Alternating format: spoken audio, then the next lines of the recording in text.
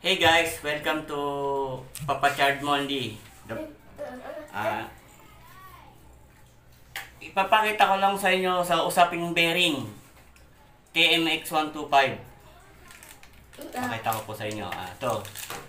Usaping bearing sa harapan ng motor ay nagpalit ako. Ito. Ayan. Ito po yung bago.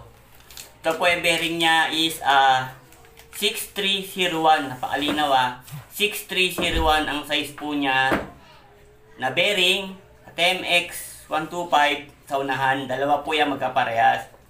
Tandaan yan Ito. Nagpalit ako, hindi nyo na nakita kasi pagtanggal ko kanina. Kalimutan ko Ngayon guys, papakita ko sa inyo paano pagkabit ng bearings. Ito.